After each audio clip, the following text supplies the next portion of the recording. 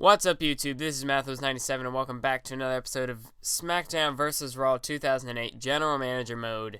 And of course, here with ECW, and that gap continues to close as we draw closer to that second place in the rankings. We're catching up on Raw and Smackdown, and soon we will get that top spot. We will get there eventually, hopefully before our next pay-per-view. If not, I think the pay-per-view would be a nice spot for us to jump into the top. But as you can see, Mick Foley, our newest addition to the ECW roster, sitting there in the top 5, along with a few other ECW superstars. But anyway, if we look at the rivalries, I did add in a little short number 1 contender rivalry between Bobby Lashley and Elijah Burke, and then there's the rivalry there between Mick Foley and Mr. Kennedy.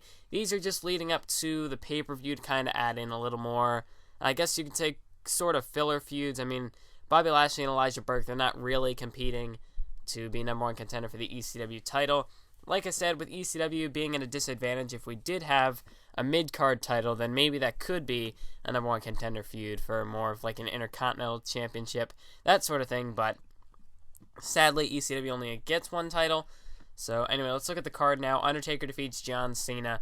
We've got this tag team matchup here, and the hardcore extremists of Mick Foley and Sabu defeat the alliance of Mark Henry, Mr. Kennedy, and Chris Masters. Kane defeats Randy Orton and Batista in a triple threat match. We've got a hardcore tag team matchup here, and then we've also got a steel cage tag team. So we're going to go ahead and play this one here. We're going to play as Bobby Lashley by the looks of things. And anyway, so looking at my roster now, I'm kind of leaning towards trading away some of the superstars who I can play in a current game like WWE 2K14, try to trade them out for some superstars who aren't in the WWE anymore and they're on this roster.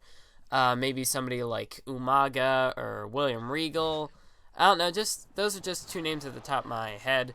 But obviously I'm going to try and get maybe some more ECW legends. Potentially Terry Funk, I'm looking at him.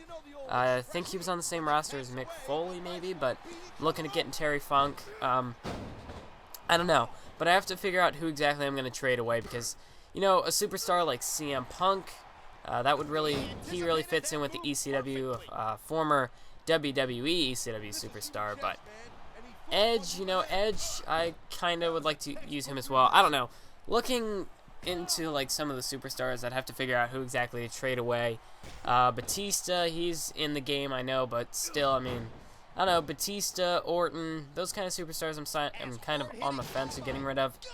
And really, that's kind of what I've left my roster to at this point, is that the superstars that I have to trade away, I don't really want to trade away because, they're more of the quote-unquote popular superstars. They're the guys in the game who you'd want to have on your roster. They're the more, they were made to sort of,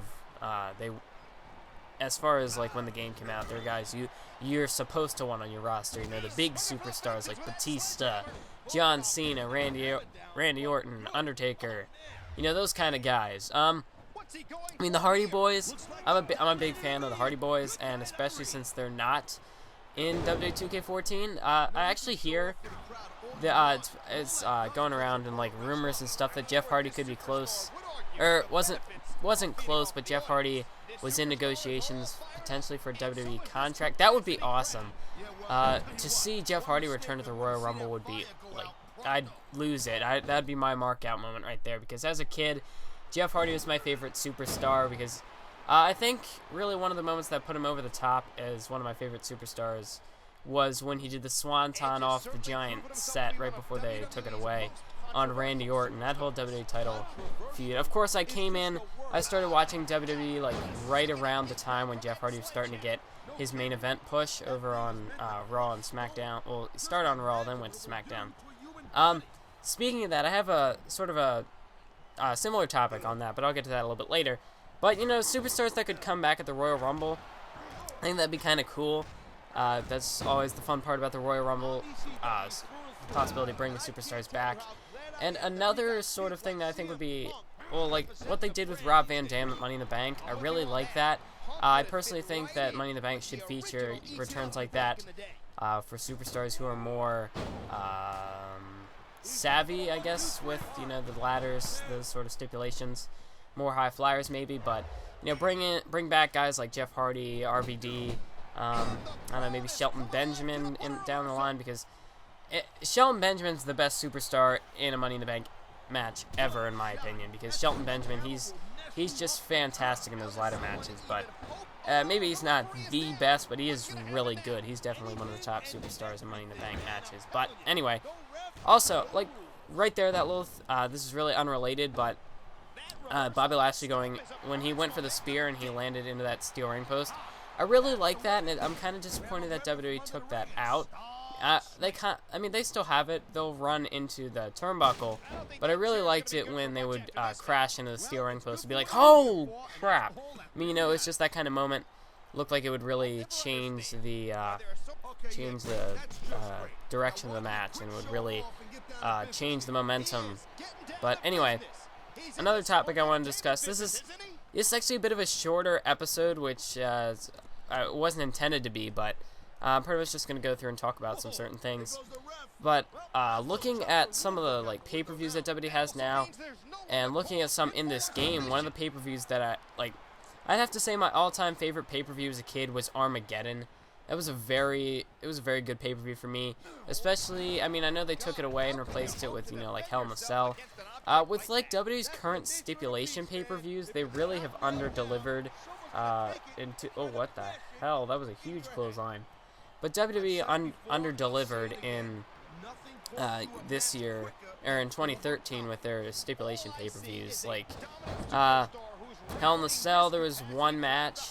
What else was there? TLC, there was one match. If you're going to have stipulation pay-per-views, that's the whole point of it being a stipulation pay-per-view. You'd think there'd be a little bit more. And TLC gives you, you can be pretty lenient with TLC, because you can have tables matches, ladder matches, chair matches, TLC matches. You could have TC matches. You could have LC I don't even know. I'm making stuff up now, but you catch my drift. You know where I'm going with that. You can have a bunch of stipulation matches, and they really didn't do that this year. But one thing that I really liked about Armageddon, you would usually see a Hell in a Cell match would get brought out or something. Armageddon, it kind of had the feel that it would be a good pay-per-view for something like Hell in a Cell. And, now they have the Hell in a Cell pay-per-view, and they really didn't do anything with it. And I just thought Armageddon would be a good place to have a Hell in a Cell match. You can have a pay-per-view that showcases a certain stipulation match, that's okay. But the pay-per-view isn't known for stipulation matches, and that's usually why when you get a pay-per-view that has more of the stipulation matches, and if they under-deliver, that's because that's what you come to see. The pay-per-view is titled Hell in a Cell. You're there for the Hell in a Cell matches, and I guess there were two this year. Now that I think about it, there was the Paul Heyman one too, but that one was kind of, yeah. But especially, the best example would be TLC, when they only had one, when you could have so many different kind of matches. Instead, they had the one TLC match, which is but I've rambled enough on that. But the main reason why Armageddon's my favorite pay-per-view of all time, well, no, not of all time, but as a kid, it was my favorite pay-per-view, because the two matches I think of when I think of Armageddon is Armageddon 2007, when it's Edge versus Batista versus The Undertaker for the World Heavyweight Championship. You had interference from Hawkins and Ryder. They came down, they pulled the little switcheroo with Edge. That was pretty cool. It was in the midst of two great feuds. You had the Batista-Undertaker feud, which had been going on for a long time. I thought it was amazing how they managed to carry some of their feuds, for over the course of a year. They managed to stick with, the three main guys up there in the world title picture. I know they did bring in some other guys, but the fact that they could keep, they had a Batista-Orton feud, not Batista-Orton, Batista-Undertaker feud that year, that obviously they had a match at WrestleMania, Batista and The Undertaker did, and then Batista and Edge had a bit of a feud there, and then they just managed to tie them all together at, the Armageddon pay-per-view. And then, of course, Edge got into his feud with Undertaker at Mania, and then they even went on to... Was that the very first Hell in a Cell pay-per-view, or was it a different pay-per-view that showcased Hell in a Cell? I don't remember, but anyway. And then, of course, Armageddon 2008, when Jeff Hardy won the WWE Championship. That was awesome, but this was I just rambled for pretty much this video. It was just that kind of a video. I'm in that kind of a mood today, but you saw the ratings there on the card. And yeah, some of our superstars are starting to run low on contract length. I don't know exactly what I was doing here at this point with the popularity, but anyway. So, like I said, we're going to try and build up some cash now. I didn't say that. I don't know why I'm saying that. But we definitely need to try and build up some cash so we can get our superstars in their contracts. We've got to secure these guys. And now that we've got our popularity right about where I want it, now's the time to start building up cash, which I've always been low on cash throughout this GM mode. Like, every time I play a GM mode, I seem to be low on cash because I'll end up usually just spreading it out like when I spend it, so that way I'm at, like, I never have any cash. Or sometimes I'll let it build up and then I'll use it all at once and then I have none. But JTG and Finley main events for the Intercontinental Championship, that's kind of, what the, who booked these matches?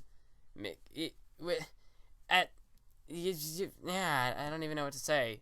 Like, what the I don't, screw Smackdown. Smackdown needs to, no, okay.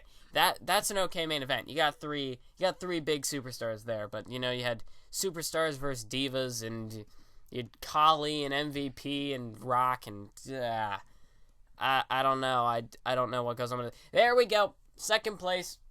We got it. We finally passed Raw. And surprising that SmackDown is going up.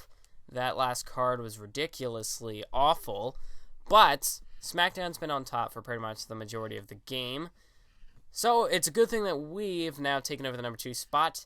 So things are looking up for us, literally, because we're going up in the rankings. We finally, have we reached our turning point just yet? I'd say we have.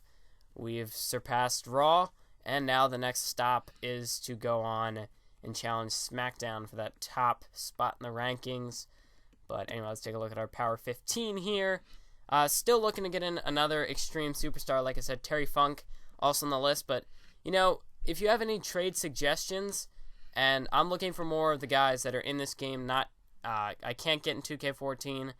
But if you have any suggestions, be sure to let me know down in the comment section below. If you enjoy the video, be sure to leave a like, even though I kind of just rambled. But anyway, I want to thank you all for watching. Keep on YouTubing.